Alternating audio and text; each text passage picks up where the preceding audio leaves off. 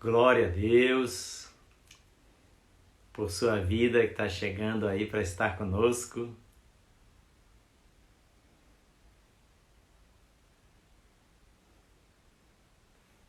Aleluia. A Igreja Missionária Unida de Itagimirim amorosamente apresenta a nova série de Coração para Coração. História do coração de alguém que vai falar ao seu coração, tá bom? Às quintas-feiras, o nome da nossa live vai ser de Coração para Coração, tá bom?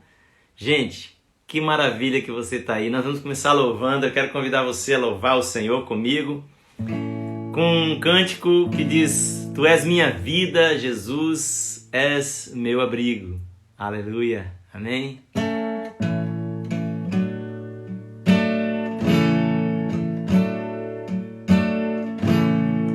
Tu és minha vida, Jesus, és meu abrigo, e a tua vontade, doce Espírito, meu alimento.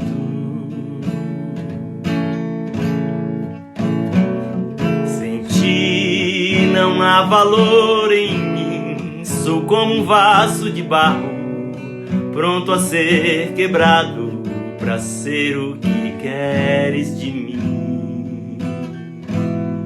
A tua presença é tudo que eu preciso. A tua presença é o meu maior valor. Atrai o meu coração, atrai o meu coração. És tudo que eu mais quero. Atrai o meu coração, atrai o meu coração. Eu posso te tocar. Tu és minha vida, Jesus, és meu abrigo, e a tua vontade, doce Espírito, meu alimento.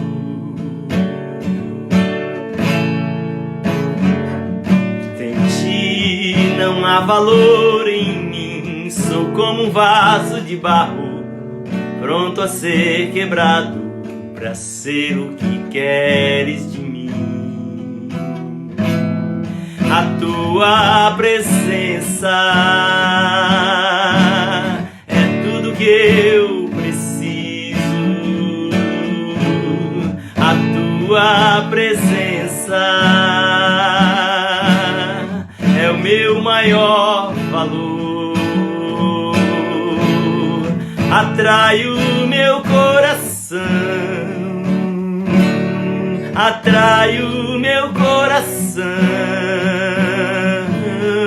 És tudo que eu mais quero. Atrai o meu coração, atrai o meu coração. Posso te tocar.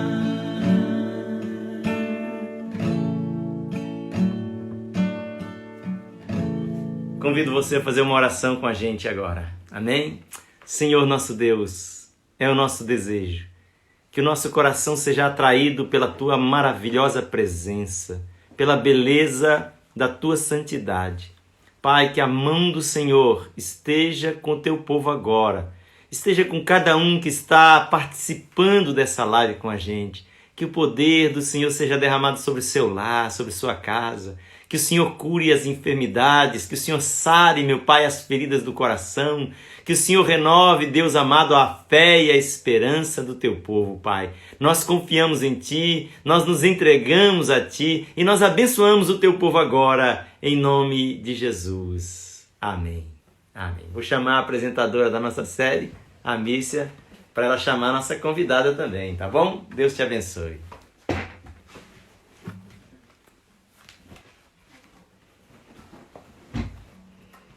Boa noite, pessoal. Um monte de gente já chegou aí. E a nossa convidada já está esperando e nós vamos chamá-la. E enquanto ela vem, eu quero dizer do meu prazer, da minha alegria de convidar a Helene, a esposa do pastor Herbert. Está invertida. Estou mostrando a parede lá.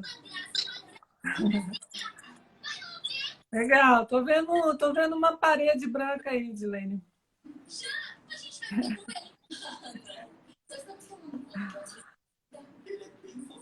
Quem não conhece a Edilene, ela morou alguns anos ali na cidade de Eunápolis, mas muita gente vai conhecer o pastor Herbert, né?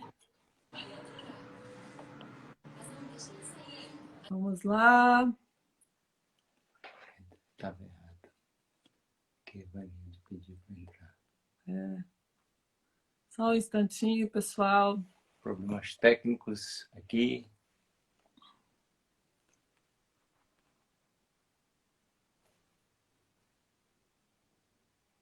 Ela estava logo no comecinho. Aqui. Isso aí. Muito bem. Opa! Agora sim! Eu coloquei uma irmã sua. Ele colocou uma irmã sua. Ah, Mas minha ainda não irmã! apareceu. Vou despedir amanhã mesmo. Ah, tem que demitir esse funcionário. Esse funcionário aqui é minha produção. Minha produção aqui é uma equipe muito grande. Então, você tá bom então, porque o meu é 0. Pois é, então eu tenho que tratar ele bem, porque senão eu fico sem nenhum. Verdade, você só tem ele, né? E aí, minha querida, que bom te ver aqui. Eu também. Muitos anos que a gente não se vê, não se fala, né? Maravilha. Até hoje eu estava conversando com uma irmã aqui e ela falou assim, mas você conhece a pessoa, né, que vai fazer hoje com você a live? Eu falei, eu conheço, a gente morou junto praticamente um bom tempo, tivemos uma amizade próxima. Aí ela falou assim, mas e aí, quando que vocês se encontraram? Eu falei, faz muito tempo. Assim, de se encontrar mesmo faz muito tempo, se abaixou. É verdade. Eu nem lembro a última vez que a gente se viu pessoalmente, né? Tá. Então, para quem não conhece a Edilene, pessoal, a Edilene é a esposa do pastor Herbert, como eu disse, e é como uma irmã para a gente, né? O Herbert e a Edilene foram como irmãos para nós aqui em Eunápolis. Quantos anos vocês moraram em Eunápolis, Edilene? 3 anos. 3 anos. A Luísa e a Raquel praticamente nasceram, aliás, a Valéria e a Luísa nasceram praticamente no mesmo ano, né? 88, isso. Exatamente. Então as duas têm a mesma idade, meses só de diferença. E no outro ano nasceu a Raquel. No outro ano era a Raquel, no você foi outro mãe de ano- leite da Raquel, lembra? Fui mãe de leite.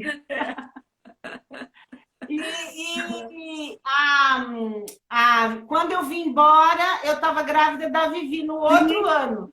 Verdade. Então, elas são todas próximas, né? Exatamente.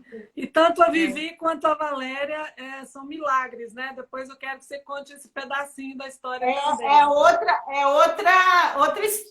parte do meu testemunho, né? Outro milagre.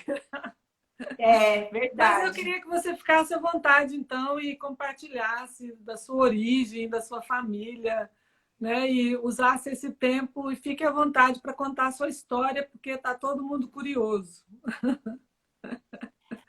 Bom, você pediu para eu enfatizar mais a parte do tempo que eu contraí a poliomielite, né? Sim. E como que foi daí para frente, né? Sim, então, eu vou começar falando disso, né? Vamos dizer.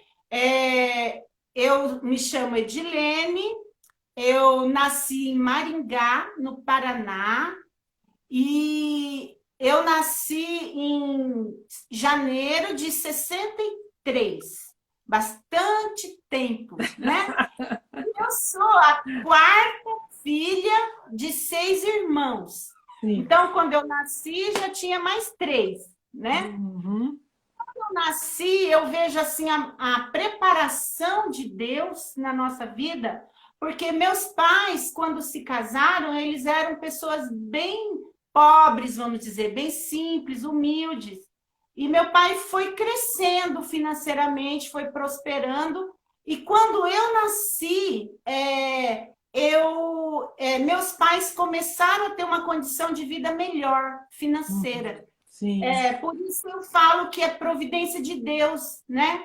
Porque com 11 meses de idade que eu tinha, eu tive a paralisia, né? Uhum. Que é conhecida popularmente a poliomielite. E Sim. naquele tempo, eu nasci em Maringá, mas a gente morava em Nova Esperança, que é uma cidade próxima de Maringá, e uma cidade bem pequena, sem muitos recursos na época, né? Uhum. Então, naquele tempo também, vacinar a criança era uma coisa que não era obrigatório, como hoje tem o cartão de vacina obrigatório, e era uma coisa, principalmente em cidades do interior, como Nova Esperança.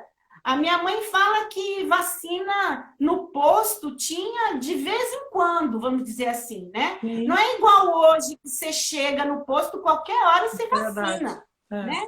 Naquele tempo não era assim tão comum. E também não era tão comum vacinar as crianças como hoje né? Verdade. Então, naquele tempo, muita gente tinha paralisia, né? Uhum. Eu lembro que eu comecei a fazer tratamento. Meus pais começaram a procurar tratamento para mim, cura, de tudo, né? E tinha muita criança com paralisia infantil, mesmo? né? Que coisa.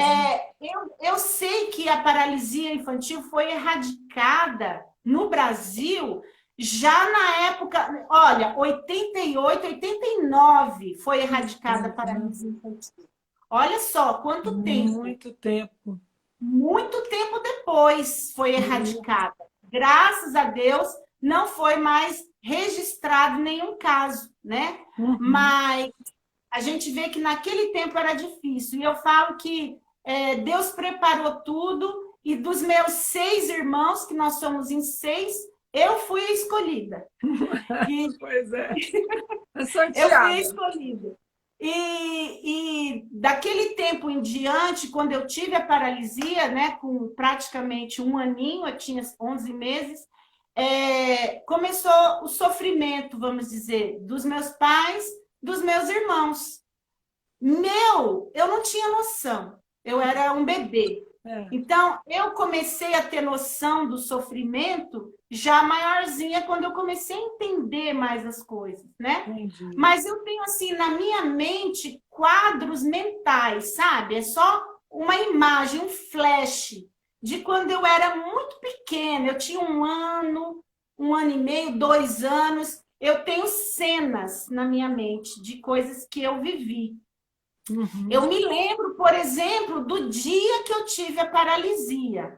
Eu me lembro da cena, eu deitada no berço, e minha mãe chegou para me pegar do berço. E ela me punha em pezinha no berço, porque eu já estava começando a andar, ela falou. Sim. Aí ela me punha em pé e eu caía. Nossa, e aí minha mãe começou a chorar, eu tenho essa imagem. Minha mãe começou a chorar e chamar o meu pai, dizia que eu estava queimando em febre. Hoje eu sei que ela falava isso, mas eu tinha aquela imagem da minha mãe me pegando, me pondo em pé, e aquela situação de choro, desespero, sabe?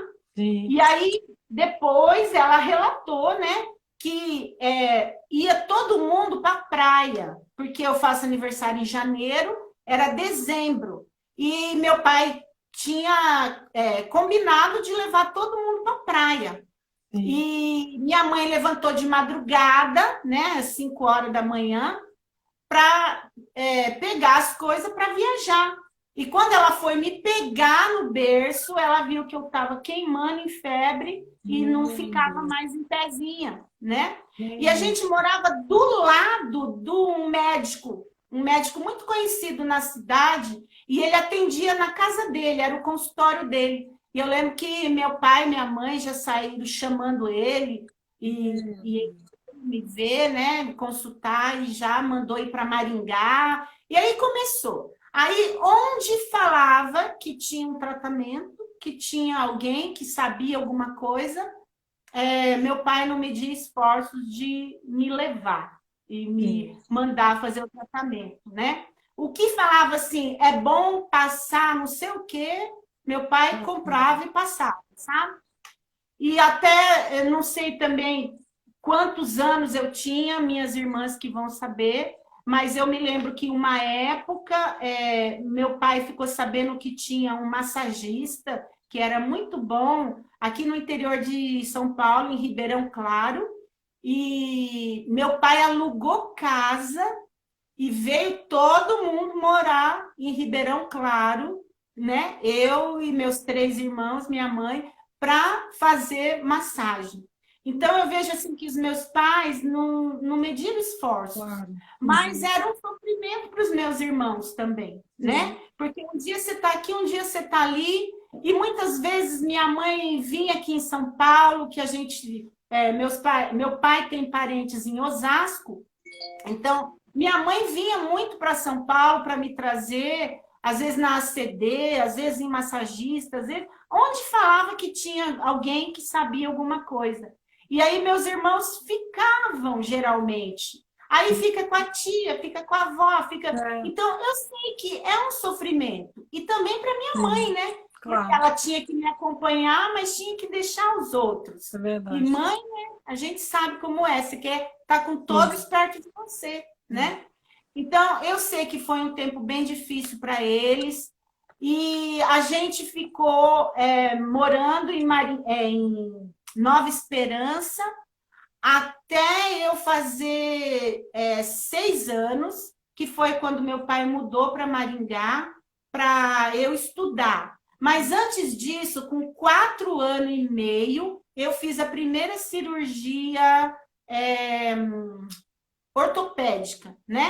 Então, eu operei o joelho e os 2 quadris. E eu tinha 4 anos e meio.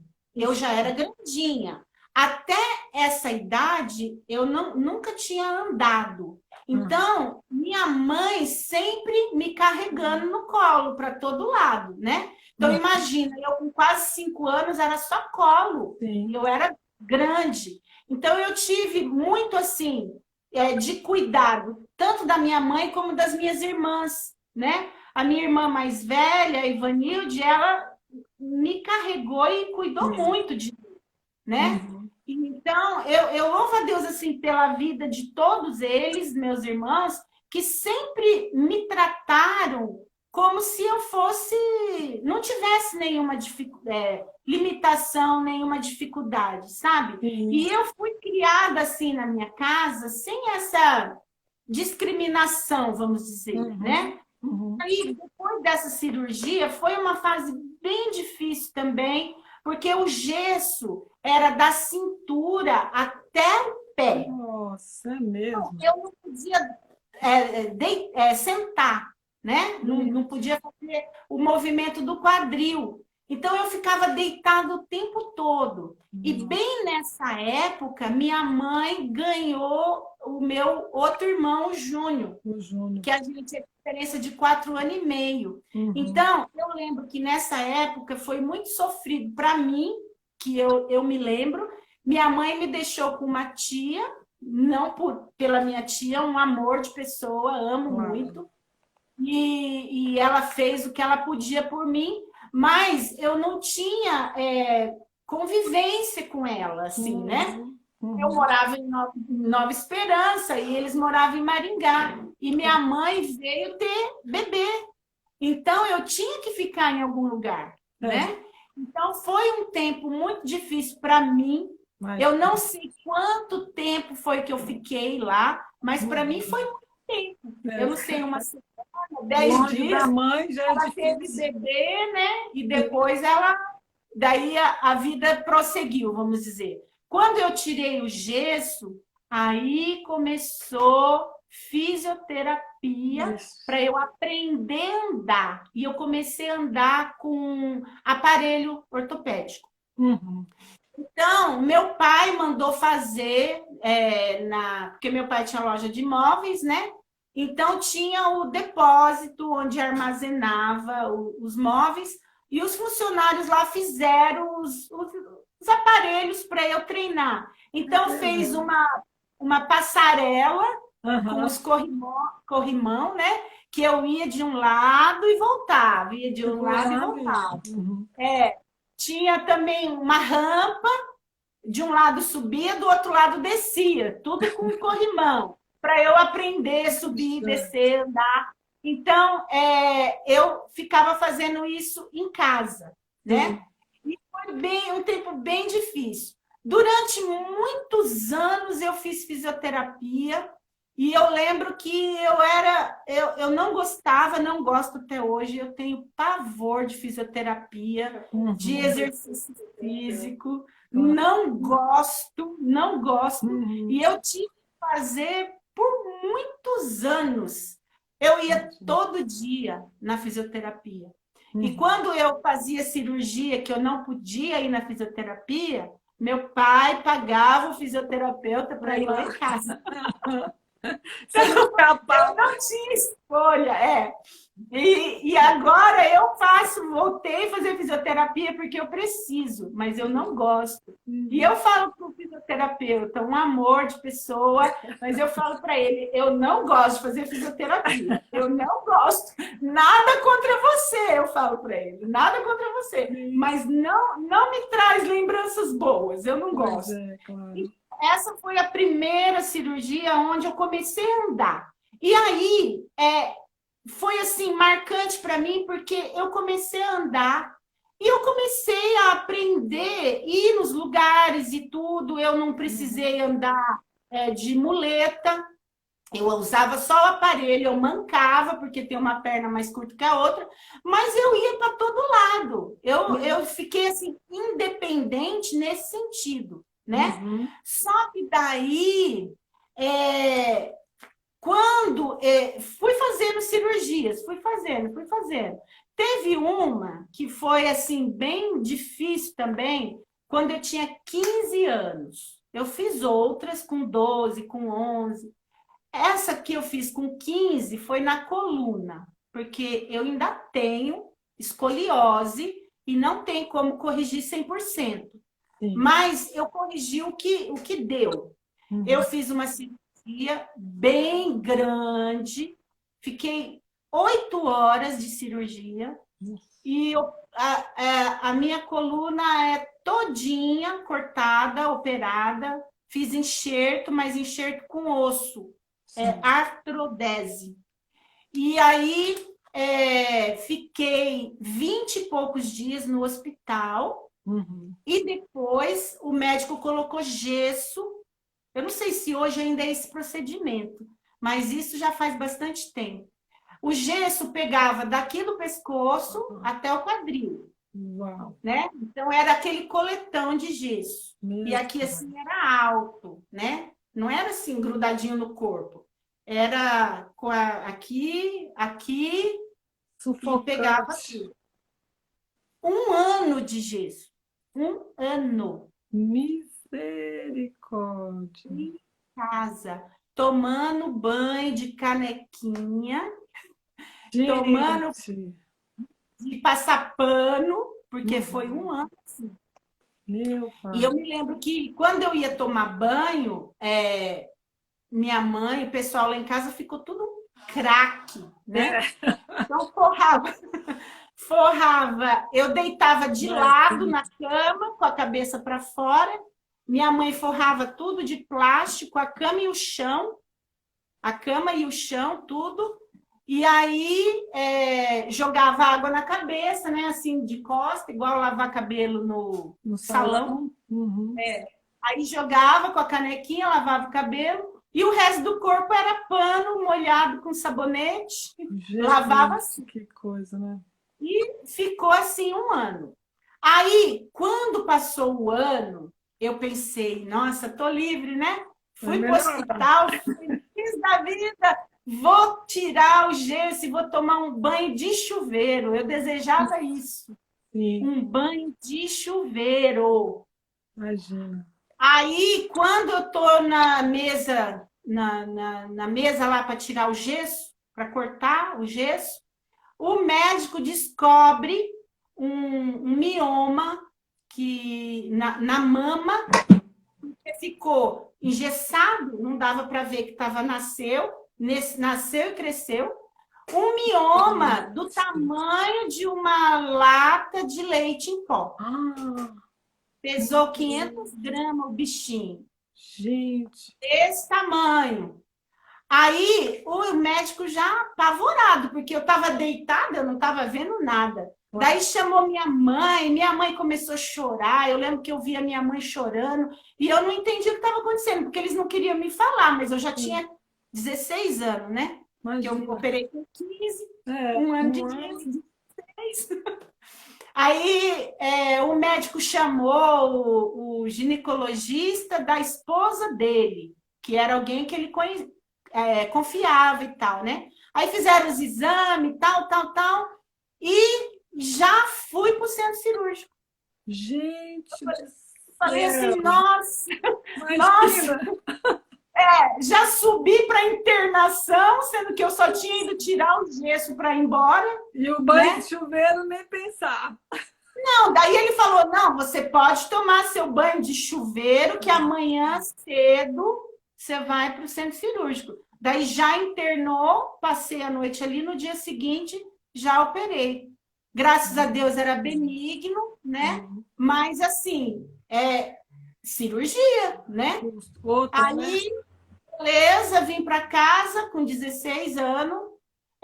Daí, naquele ano mesmo, no meio do ano, eu comecei, na escola que eu frequentava, eu comecei a ver um pessoal que na hora do intervalo ia lá para o fundo. A escola tinha um gramado, umas árvores. Eu estudava numa escola pública e tinha aquele quintalzão bem bonito, sabe? Cheio de árvore, gramado. E na hora do intervalo, aquele povo ia lá para o canto, embaixo da árvore.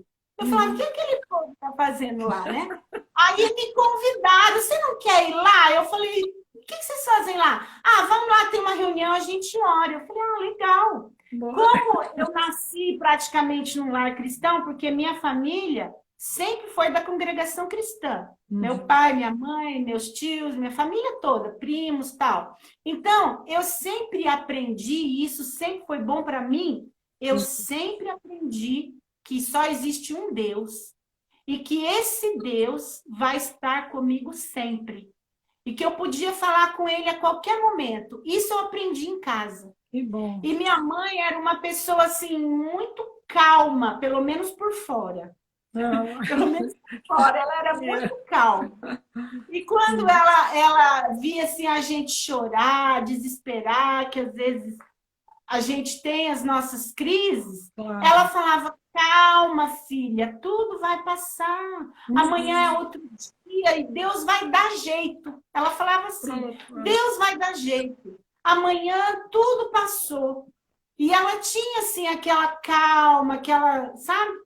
Que passava para mim muita segurança. Coisa né? boa, sim. Era muito bom. Aí eu comecei a ir nessa reunião de oração do intervalo. Sim. E aí eu conheci muitos jovens ali que eram cristãos, tanto da IMUB quanto de outras igrejas ali. Tinha gente da IPI, né? A Presbiteriana Independente, tinha gente da Quadrangular, Tinha jovens ali de toda a idade, 16, 17, 18 anos, pessoal nessa faixa etária, né? Legal, E aí eles me convidaram para ir nas reuniões de jovens, que era sábado à noite. Eu comecei a ir com a minha prima, Tânia. Você começou a ir na missionária ou na independente lá? Não, comecei a ir na missionária, sim. que se reunia lá no IBM. Ok. Se reunia lá no IBM antigo, naquele lugar que era o refeitório. Era lá as reuniões de jovens. E depois passou lá para a igreja.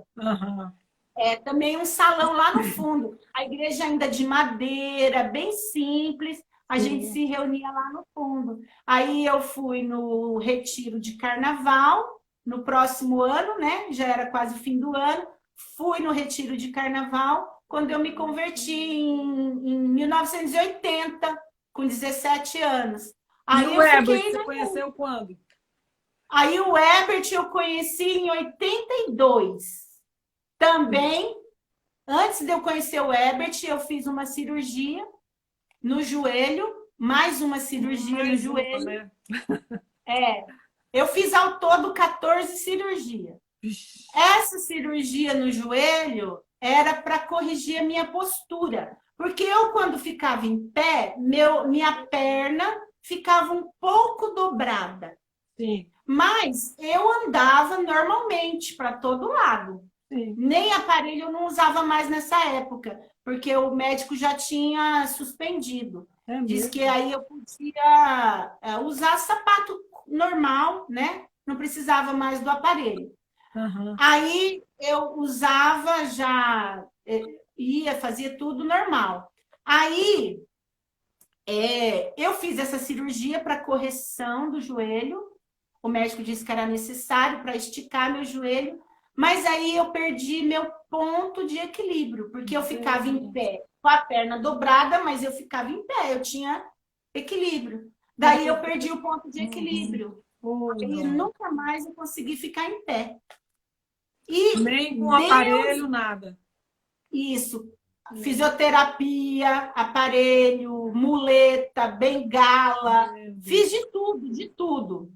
Aí que eu tive a minha primeira crise de depressão, de desespero, porque nesse momento, para mim, eu entendi que eu era deficiente física. Entendi. Deus precisou quebrar minhas pernas, Deus precisou me tirar o chão para eu entender que eu era deficiente, porque até então eu me sentia igual a todo mundo, eu não tinha problema com isso, sabe?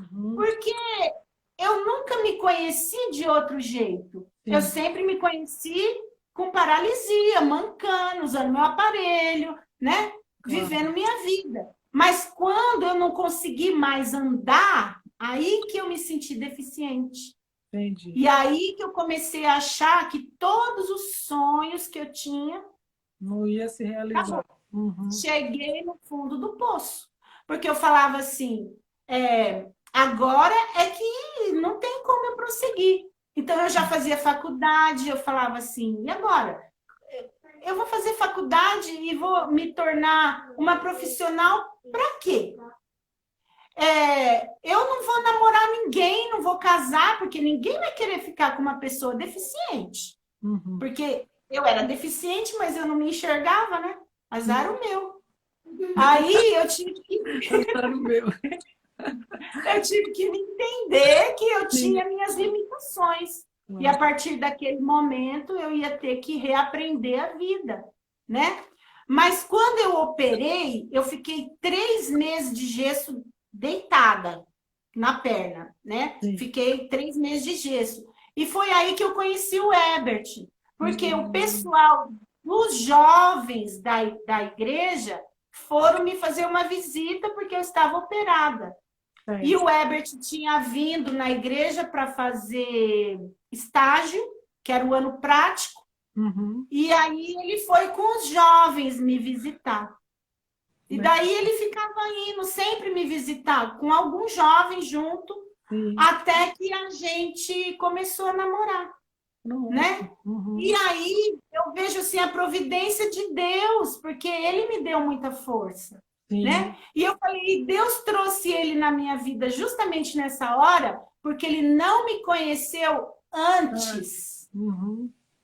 Porque talvez se ele tivesse me conhecido antes, ele teria mais dificuldade de me aceitar. Não sei também. Mas ele me deu força, porque ele falava, não tem problema. Eu falava, mas como que eu vou fazer as coisas em casa? Como que eu vou fazer isso? Como que eu vou fazer aquilo? E como que eu vou cuidar dos meus filhos, se eu tiver filhos? Porque eu queria ter filhos, mas eu achava que talvez eu não teria, né? Então, você começa a abrir mão de todos os seus sonhos. Todos. Você vai... Fala assim, tá bom, esse também jogo fora, esse também, né? E eu sei que o amor, o carinho, o zelo dos meus pais, eles me criaram para eu não me casar.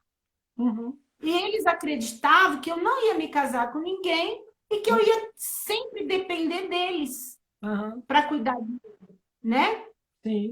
E eu achava que eu ia casar e que eu ia ter a minha independência. Inclusive, eu pensava, né, na minha rebeldia, sei lá, eu pensava assim, que eu ia ser uma psicóloga de grande talento, grande renome, e eu ia morar sozinha, ia ter minha vida, entendeu? Eu não ia ficar a vida inteira morando com os meus pais.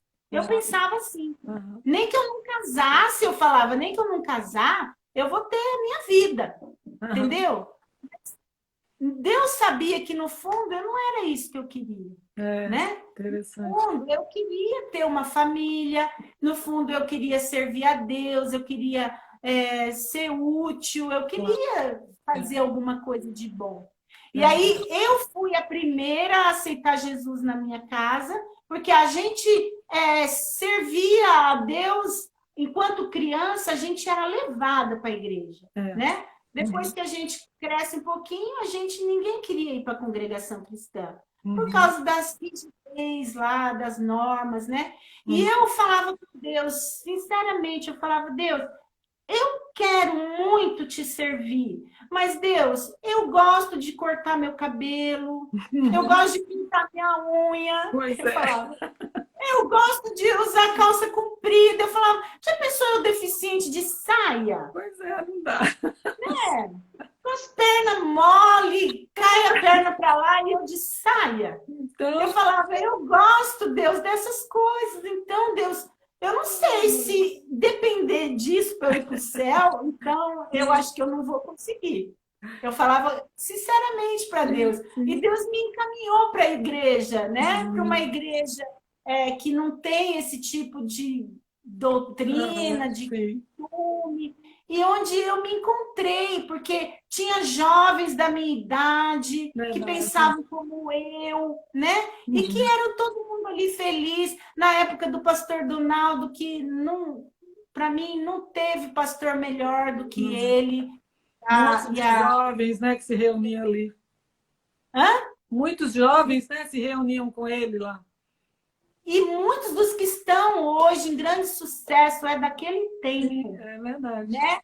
Cresceram, se tornaram pastores, que estão até hoje servindo a Deus, vamos dizer, né? É daquela turma lá, daquele tempo do tio Donaldo, né? Então, eu depois de mim, daí veio minha irmã, minhas sobrinhas, foi vindo, né? Mas eu vejo assim que eu fui a ovelha negra, que deixei eles lá, né, a congregação, e entrei, né, para a IMUB, e aí o Herbert era estagiário, né?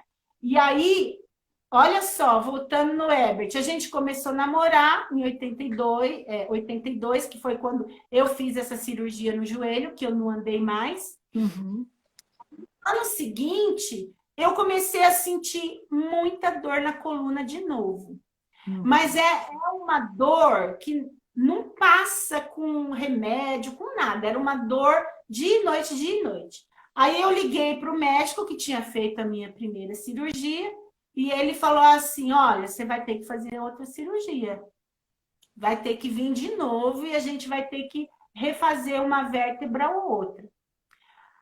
Aí ele falou assim, só que tem uma coisa, as minhas cirurgias eu sempre fiz em Marília, tá? Em Marília. Então, eu tinha que ir e ficar bastante tempo no hospital, porque não tinha como eu voltar, né? Então, era 20 dias, 18 dias, 25 dias, era o mínimo que eu ficava lá internado. E era tão ruim, porque eu só tinha uma pessoa que ia me acompanhar. Não via ninguém te visitar. Você já imaginou você ficar dentro do hospital, não conhecer ninguém, dia e noite, noite e dia, né? E não ter visita, não tem parente, não tem ninguém. E eu lá, tá.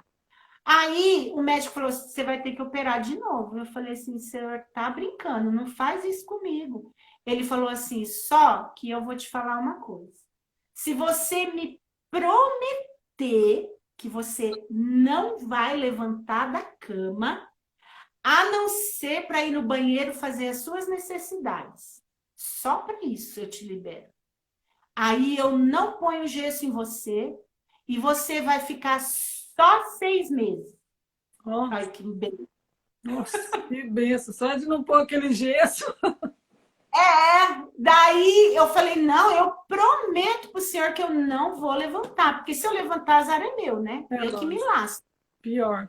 Aí ele fez a cirurgia e eu fiquei deitada os 6 meses seguintes. Fiquei craque para beber deitada, comer deitada. Tomar banho deitada eu já sabia, né? Tomar banho deitada. Já virava de lado, já lavava o cabelo, E só levantava para ir no banheiro, fazer as necessidades e voltava. Aí, naquele tempo, não tinha canudinho de dobrar igual tem hoje. Então, eles me ensinaram lá no hospital a pegar uma mangueirinha de soro, que ela tinha, né? Sim. E aí, minha mãe trazia a comida da cozinha e punha do meu lado, eu só virava assim de lado e comia aqui, porque não podia levantar, não podia sentar. Aí eu comia e bebia água no canudinho e só. E aí foi assim 6 meses. E o Herbert, no seminário, você estudou lá, você sabe, que só podia sair uma vez por mês, né? Para seminário. Um final de semana. Um final de semana. Só que não era um final de semana. Porque ele vinha no sábado à tarde, ele chegava, porque é 5 horas de ônibus. Então ele saía sábado de manhã, chegava sábado à tarde, e domingo à tarde ele ia embora, porque ele tinha que chegar lá domingo à noite, que segunda ele tinha que estar na aula. Isso mesmo. Não, ele vinha me ver uma vez por mês e ficava 24 horas só, né? E ele falava assim, nossa, eu não acredito que eu fui, fiquei 1 mês lá, voltei e você tá no mesmo lugar. Tadinho. Sem levantar da cama. Eu falava, pois é, deitada no mesmo lugar. E naquele tempo não tinha internet, não tinha nada disso. Aí, graças a Deus que eu tinha uma televisão dessas portátil, né? Meu pai tinha lá, a televisão ficava ali do lado, mas era o quê? 3, 4 canal, não tinha nada para você fazer. Quase nada. Né? Você não tinha quase ler? Nada. Você conseguia ler? Eu lia, mas eu lia assim, né? Ficava assim, porque você não pode sentar. Hoje em dia, por exemplo, a gente tem livros e Bíblia, tudo já falado. Você podia só ouvir, né? Naquele tempo eu tinha que ficar lendo e eu fazia faculdade. Então, eu tinha os trabalhos da faculdade que eu pedi isso? licença. Eu pedi licença para estudar em casa, igual licença maternidade, né? E eu me lembro até hoje de um professor que ele ficou muito bravo, porque é desses Caxias, E ele não acreditou, eu acho, que eu não podia ir para aula, né? E aí ele falou que ele ia lá em casa aplicar a prova em mim. Eu falei, tá bom, E pode ele vir. foi? Ele foi. Ótimo. Aí, quando ele chegou, eu vi que ele se desconcertou, né? Porque minha mãe recebeu muito bem, na simplicidade dela, mas minha mãe sempre recebeu muito bem. Ela corria fazer um Um cafezinho, né? amorzinho ela. Fazia um bolo e tal. Ela já sabia que o professor ia, e eu, mas mãe, é meu professor, mãe. A senhora já vai tratar igual se fosse visita, gente da família. E como eu ficava só no quarto, o professor teve que entrar lá. Claro. E aí ele viu eu deitada, né, com toda dificuldade. Ele ficou tão sem graça que ele me deu a prova e falou que eu podia ficar à vontade e foi lá para a cozinha tomar café com a minha mãe. Então eu falei assim, nem vou acertar tudo, senão vai ficar chato, né? Vai pensar que colou. Eu podia consultar tudo, estava tudo ali em volta de mim, né? Sim. Então, eu me lembro dessa situação, mas eu tinha muita coisa assim que eu ficava fazendo. Eu lembro também que eu dava aula de piano, mas daí eu parei nessa fase. Mas eu tenho uma prima que ela é muito boa, ela toca muito bem, inclusive hoje ela toca na igreja, na congregação, né? Tem as organistas, ela toca. E na época eu dava aula para ela de piano. E aí ela ia lá no piano e tocava e vinha no quarto e falava para mim. Eu falava assim, não, ó, tal coisa tá errado, você conserta ali, não ficou bom, ó, e não sei o que, eu dava as instruções, daí ela ia lá de novo e tocava. Lá do quarto eu escutava ela lá na sala, porque eu não podia ir, né? Sim. Mas assim, eu vi a dedicação dela, o carinho, porque ela não queria parar de tocar, de estudar, né? Mas eu lembro que eram coisas assim que me ocupavam, né? Eu ficava conversando, vinha os parentes, as primas, as tias, todo mundo ia lá. Você se casou em qual ano mesmo, depois dessa situação? 86. 86. Eu e o Edson fomos seus padrinhos, inclusive. Vocês foram meus padrinhos, sim. Vocês já tinham casado um ano antes, né? Foi, um ano antes. A Valéria disse que tem foto aqui. Eu estava lá, eu vi. Escuta, então vocês só vieram para a Bahia sem dinheiro, sem presente. Sem dinheiro e sem presente. O Edson está lembrando aqui que a gente foi sem dinheiro e sem presente. Mas era prazer para nós, para o Herbert, porque o Herbert, né? Tinha convivido com vocês lá. O Herbert era meu companheiro de evangelismo de quarta-feira. E do Edson, ele disse que ele ia sempre para a casa do Edson em Pérola. Sim, exatamente. Eles eram muito amigos. Muito amigos, muito. Então, me conta a situação. Daí vocês vieram para a Bahia. Me conta das filhas, porque é uma situação também de milagre. Então, aí eu engravidei da Valéria e descobri que eu estava grávida, eu estava indo para a Bahia, né? A gente chegou aí e eu fui lá no médico, na época era um dos melhores que tinha na cidade, né? Doutor Edivaldo, Doutor Edivaldo Ramos fez o seu parto também, né? Então, aí foi, né? Foi. Aí eu lembro que no dia que a Valéria nasceu, ele queria que eu tivesse parto normal.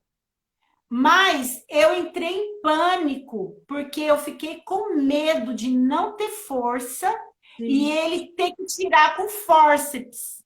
Sim. Eu falei, eu não quero parto normal. Mas eu tinha mioma no útero. E eu falei para ele que eu tinha mioma depois. Aí, o que eu pensei? Eu prefiro fazer a cesariana, tá? Só que a gente não tem muita noção, graças a Deus não tem, né? É. Aí o que aconteceu?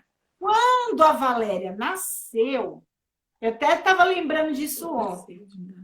Estava só o Herbert comigo no hospital. A minha irmã, Ivanilde, tinha vindo daqui de Maringá para ficar comigo lá. Mas ela estava em casa e o Herbert foi comigo para o hospital. Depois que nascesse o bebê, ela ia vir, né? Sim. Então, o Herbert lá esperando nascer o bebê, diz que o médico chama ele lá dentro do centro cirúrgico e fala para ele assim, olha, a sua esposa está tendo hemorragia e para nós estancar a hemorragia e para salvar a vida dela e do bebê, nós vamos ter que ter a tua autorização para operar ela, porque ela não pode engravidar de novo. Você autoriza a esterectomizar ela? Aí eu falei assim, ele falou, sim, pode operar, claro, né? Claro. Aí falaram assim para ele também, tem outro problema, nós estamos precisando de sangue, o senhor tem sangue, o seu sangue é compatível para doação? Mas não falou que era para mim, só pediu se ele podia doar sangue. Aí o Herbert é O positivo, é O positivo. Aí ele falou assim, sim, eu posso doar, é O positivo. Aí tiraram o sangue dele e puseram em mim. Só que ele não sabia que era para mim. O seu é qual? Não sabia. O meu é A positivo. Mas ele é doador universal. Ele doa... Mas não é O negativo, que é doador. Não, o O. O O tanto faz, né? É verdade. Mas ele doou para mim e ele não sabia. E esperou, e sabia que tinha que não ia ter mais outro filho, né? Beleza. Beleza. Aí eu vim para o quarto, sobrevivi, né? Um milagre. E ele conta depois, não sei se você vai lembrar, que ele chamou todos os médicos do centro cirúrgico, disse que tinha 6 médicos no centro cirúrgico naquela hora do meu parto, mas ele, para me operar, e ele achou uma trompa que ele cortou e tirou. Lembro disso. A outra, sumiu. 6 médicos, ninguém achou a minha trompa. Sumiu, Sumiu. Aí ele falou assim, provavelmente você não tem essa segunda trompa. Eu falei, tenho, porque eu já tinha feito uma cirurgia de tirar um mioma. Eu já tinha tirado um mioma. E aí, quando a gente faz ultrassom e cirurgia, eles vê tudo. E estava escrito lá, as 2 trompas, 2 ovários, tudo certo. Aí ele falou, então aconteceu alguma coisa porque você não tem. Ele falou, se eu tô gagá, os outros 6 estão também. O anjo escondeu. Tá todo mundo doido. Aí tá. Quando eu fui para casa, tipo, uma semana depois, eu estava deitada na minha cama lá, ali na Bahia, e eu olhando a Valéria dormir, eu estava sozinha em casa uma tarde, eu lembro até que o Herbert tinha ido levar a minha irmã em Porto Seguro, para ela conhecer Porto, e eu estava em casa, eu olhando a Valéria dormir, eu falei assim para Deus, Deus, eu tenho 6 irmãos, 5 irmãos, né? Eu 6. Sempre tivemos a casa cheia, eu sempre tive um ótimo relacionamento com os meus irmãos, a gente sempre se deu muito bem, até hoje a gente se dá muito bem. E eu falei assim, eu fui muito feliz na convivência com eles. Eu não gostaria que a Valéria fosse filha única. Que pena que ela vai ser filha única. Sim. Olhando ela dormindo assim do meu lado. Aí, Mírcia, eu escutei uma voz falando comigo tão audivelmente, tão forte, que eu olhei assim dos lados, eu pensei que tinha chegado alguém. A voz falou assim, você vai ter outra filha. Por quê? Na minha oração, quando eu falei isso da Valéria, eu falei também assim, que eu tive minhas irmãs para brincar. E eu pensava, se ela tiver um irmão, ele não vai ser companhia para ela, né? Aí Sim.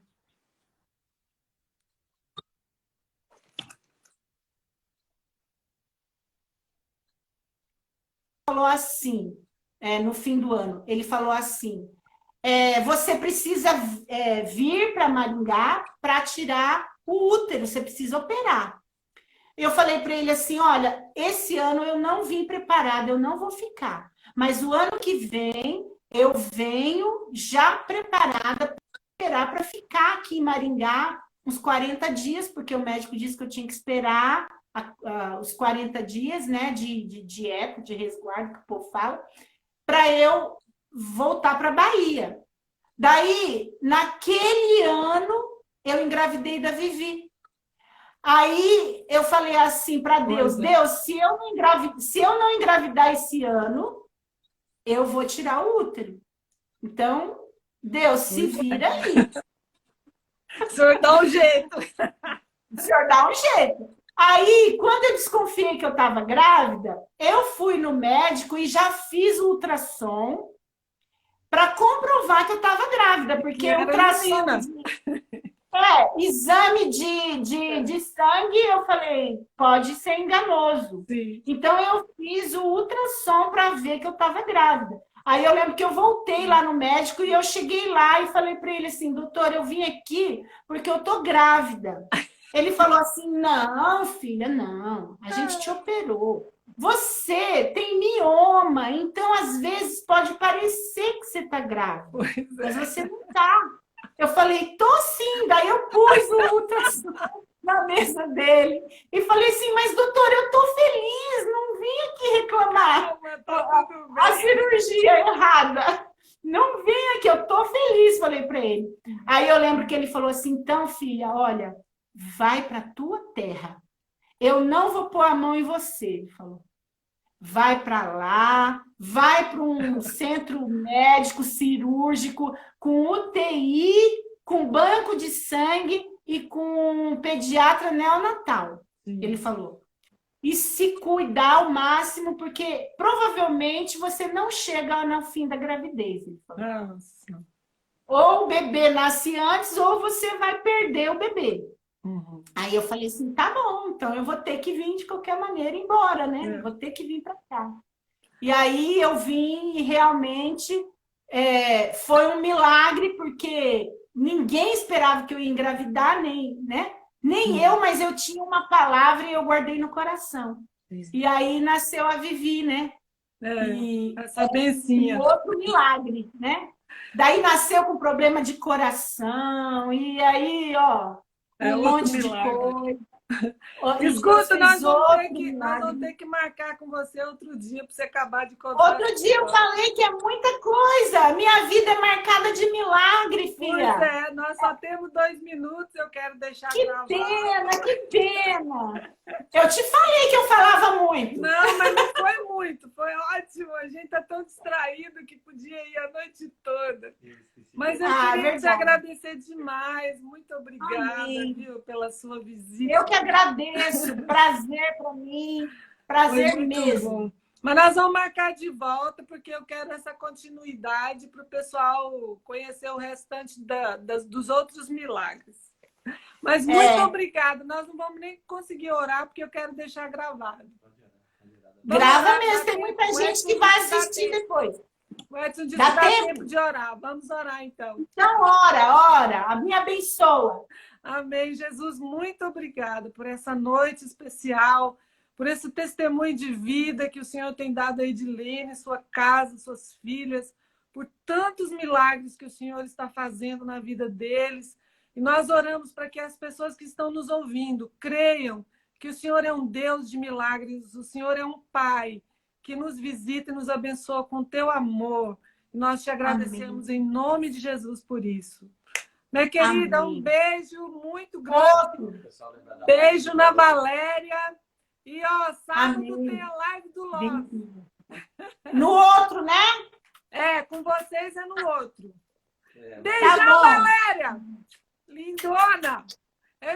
Também acho. Dava trabalho Assistindo botar de um café, camarim. coisa